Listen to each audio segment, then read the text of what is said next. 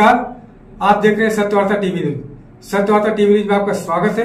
आइए नजर डालते हैं आज के मुख्य समाचारों पर। सुरेश मात्रे उर्फ बाल्या मामा ने लोकसभा चुनाव को लेकर किया पत्रकार परिषद का आयोजन। महाराष्ट्र दिन आणि कामगार दिवस या दिवसानिमित्त तमाम माझ्या कामगार बंधू भगिनींना आणि तमाम महाराष्ट्रवासियांना महाराष्ट्र दिनानिमित्त हार्दिक शुभेच्छा देतो।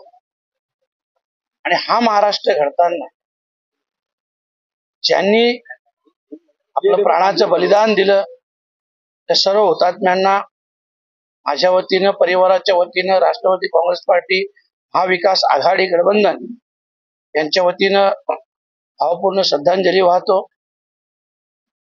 आज ह्या ठिकाणी आपण सर्व भिवंडी शहर ग्रामीण पत्रकार बंधू आणि भगिनी या पत्रकार परिषदेसाठी उपस्थित आहात। आपल्या सर्वांचं मी मनापासून महाविकास आघाडीच्या वतीने स्वागत करतोय। येत्या 20 मे 2024 रोजी जी लोकसभा निवडणूक होत आहे आणि या लोकसभा निवडणुकीसाठी भिवंडीसाठी महाविकास आघाडीच्या वतीने राष्ट्रवादी काँग्रेस पार्टी शरदचंद्र पवार या पक्षाला ही जागा गेलेली आहे आणि याचं उमेदवारी मला मिळालेली आहे। उमेदवारीचा अर्ज उद्या सकाळी 11 वाजता नजराण टॉकीज इथं सगळ्यांना जमण्याचं आवाहन केलेलं आहे आणि तिथून प्रांत ऑफिस पर्यंत चालत जाऊन हा उमेदवारी अर्ज उद्या भरणार आहे। पुनश्च एकदा सर्व पत्रकार बंधू भगिनींचं स्वागत आणि सर्वांना महाराष्ट्र दिनानिमित्त मनपूर्वक शुभेच्छा। मी या खासदारकी 2024 लढवत आहे त्याबद्दल काय विकास कार्य करणार आहे आणि जनतेला काय विश्वास देणार? बघा, मी पहिले पण बोललोय, आजही सांगतोय, मी ही निवडणूक लढताना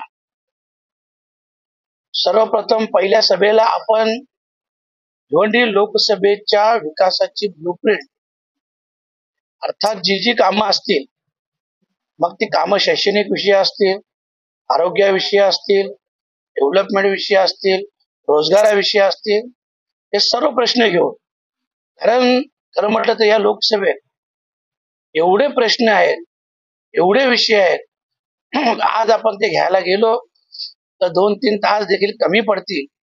एवढ्या सगळ्या समस्या या भिवंडी लोकसभेत आहेत।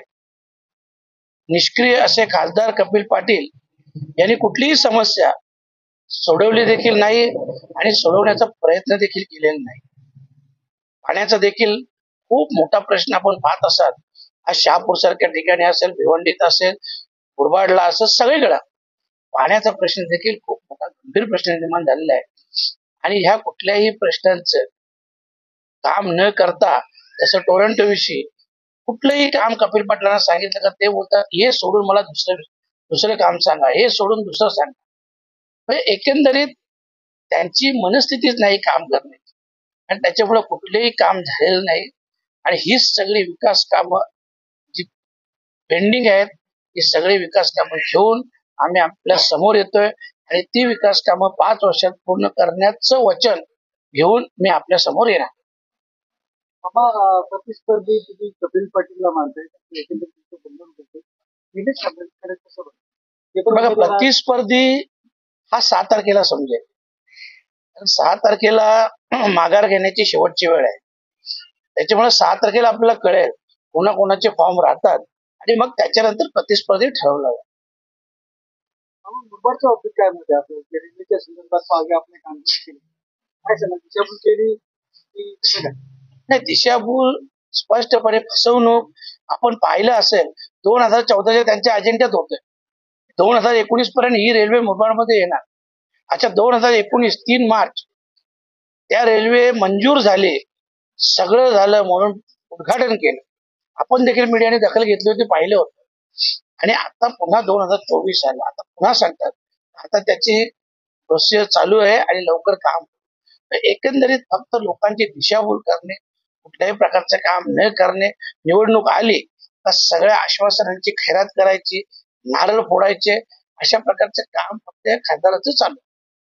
तर ही लढाई कपिल पाटील वर्सेस बालेमामा आहे की भाजपा वर्सेस इंडिया?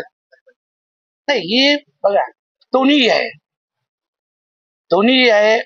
एनडीए विरुद्ध इंडिया आहे, कपिल पाटील विरुद्ध बाळामामा हे देखील. मात्र विषय काय आहे की आज इथे बाईच्या काय भानगड काय? बघा हा सगळ्यात मोठा विषय आहे. हा पहिलाच विषय नाही, ही कपिल पाटलांना सवयच आहे. मी तुमच्या समोर बसलोय, माझ्यावर देखील 2016 307चा खोटा गुन्हा याच कपिल पाटलांनी केला होता. फक्त कोणाला तरी चढवायचं. आता तर जी घटना घडली आहे, कारण जशी जशी निवडणूक येईल, जसं तुम्हाला बोललो 10 वर्षात खासदारकी भोगली, 3 वर्ष मंत्रीपद भोगलं, परंतु कुठल्याही प्रकारचं काम, कुठल्याही प्रकारचं बोलतो फक्त ना फक्त 30-35 हजार करोड केले असं सांगायचं. मग सरपंचाची कामं असतील, नगरसेवक असेल, जिल्हा परिषद मेंबर असेल, आमदार असेल, सगळ्यांचे श्रेय घ्यायचं.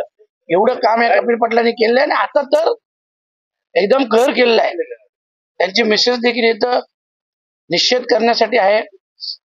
आपल्याला सर्वांना कल्पना आहे की त्यांच्यावर 376चा खोटा गुन्हा हा दाखल केलेला आहे आणि हे आमच्यासाठी काही नवीन नाही. कारण अनेक गुन्हे असे अनेक गुन्हे कपिल पाटलांनी जबरदस्ती प्रशासनावर दबाव तंत्र टाकून आणि खोटे फिर्यादी, खोटे विटनेस उभे करून अशा प्रकारचे गुन्हे दाखल करतो. आज 307चा जो झालेला आहे, मी या माध्यमातून एवढंच सांगतो कपिल पाटलांना की आता तरी आपण सुधरा. अशा प्रकारचे खोटे गुन्हे दाखल करू नका. तुमच्या घरी देखील मुलं बाळ आहेत, तुमच्या घरी देखील आया बहिणी आहेत, जसं आमच्या घरी आहेत तर तुमच्या घरी पण आहे.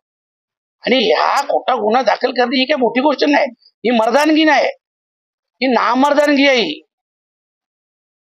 आणि या गोष्टीसाठी जेवढा निषेध करू तेवढा कमी आहे. बघा हे कोणीही सर्वसामान्य माणूस जाऊन आजही कुठल्याही कार्यकर्त्यावर कोणावरही तसा गुन्हा दाखल करू शकतात, पण एवढीची हरकत ही मी किंवा माझे सहकारी कधीही करणार नाही. कारण ते आमच्यावर संस्कार नाहीत, ते आमच्या रक्तात नाही. आम्ही जे आहे निवडणुकीला सामोरं जातोय, कपिल पाटलांच्या विरोधात लढतोय. कपिल पाटलांनी विकास कामं दाखवावी ना. जेव्हा त्यांना विचारलं गेलं तुम्ही काय केलं, तर नाही नाही माझ्यासोबत मोदी साहेब आहेत, माझ्यासोबत हे आहेत, माझ्यासोबत ते. अरे तुमचं काय, तुम्ही ऍज अ खासदार म्हणून काय कामं केली? फक्त ना फक्त गावागावात भावाभावात भांडणं लावण्याची कामं ही कपिल पाटलांनी केलेली आहेत. आणि आता तुमच्या माध्यमातून सांगतो कपिल पाटील थोडं सुधरा. एवढ्या खालच्या तराराला जाऊ नका.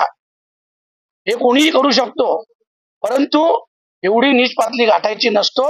राजकारण हे राजकारणाच्या पद्धतीने लढा. तुम्ही आमच्या समोर उभे आहात, समोर लढा. तुम्ही तुमची कामं दाखवा, विकास कामं दाखवा आणि लढा ना, निवडणुकीला सामोरं जा ना.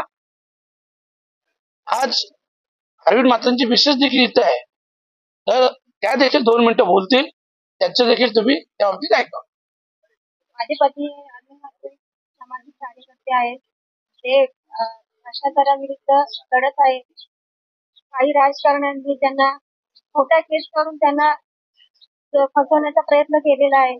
त्यामुळे मी माझ्या 2 लहान मुलीला घेऊन इथे आलेले आहे. ही सगळी जनता आमच्यासाठी इथे आव्हान करते की आम्हाला या केसमधून आम्हाला न्याय मिळावा. ही सगळ्या जनतेची आमची खूप इच्छा आहे की बाळामामांनी पण आम्हाला खूप सपोर्ट करावा आणि माझ्या नवऱ्याला योग्य तो न्याय मिळवावा. न्यायाधीशांना मी एकच सांगेन की हे जर खरं असेल तर आम्ही या केसला आम्ही तिथे दोघं पण शरण जाऊ. हे एवढं सांगून मी माझे 2 शब्द. शेतकरी संघटनेचा शेतकरी संघटनेचा बाळामामाचा हम तुम्हारे साथ हैं, बाळामामा आगे बढ़ो हम तुम्हारे साथ हैं. बच्चा बच्चा जानता है अरविंद म्हात्रे सच्चा है, बच्चा बच्चा जानता है अरविंद म्हात्रे सच्चा है. आज आमच्या शेतकरी संघटनेच्या कार्यकर्त्यावर अरविंद म्हात्रेवर जी खोट्या गुन्ह्याची सत्ताधारी पक्षाने जी कारवाई केली त्याच्याबद्दल आम्ही सगळे आमचे संघटना आणि काही आमचे नातेवाईक वगैरे याचा निषेध म्हणून आम्ही इथे पत्रकारांसमोर बोलतोय. कारण खरोखर आमच्या गावामध्ये एवढा अत्याचार चाललाय, त्या भावाभावामध्ये भांडण आहे आणि काही आमच्या ज्या डेव्हलपला जमिनी दिलेल्या आहेत त्याच्या अजून आम्हाला पोझिशन नाही आहेत, वेळेवर भाडे नाही आहेत आणि कितीतरी वाराची कितीतरी वर्ष मिळाली नाहीत. याचा आम्हाला खरोखर याच्याबद्दल आम्ही निषेध करतो आणि जर लोकांना या नेत्याबद्दल जर आपुलकी वाटत असेल त्यांनी म्हणजे आमचं बघून हे त्यांचे हाल करू नये हीच आमची एक इच्छा आहे. एवढं सांगू इच्छितो मी. माझ्या महिला माझे बंधू भगिनी इथे जमलेले आहेत, या मामाच्या जवळ आले. त्यांचा पहिले मी धन्यवाद त्यांना देतो आणि ते त्यांच्यावर अन्याय झालेला आहे त्याच्यासाठी ते न्याय मिळवण्यासाठी मामा जवळ आल्यात आणि मामा त्यांना 100% न्याय मिळवून देणार आहे. यो मी तुम्हाला गॅरंटी देतो का मामा त्यांना न्याय मिळवून देणारच आहे. सत्य वार्ता टीवी न्यूज को सबसे पहले देखने के लिए हमारे चैनल को सब्सक्राइब करें, लाइक करें, शेयर करें. धन्यवाद.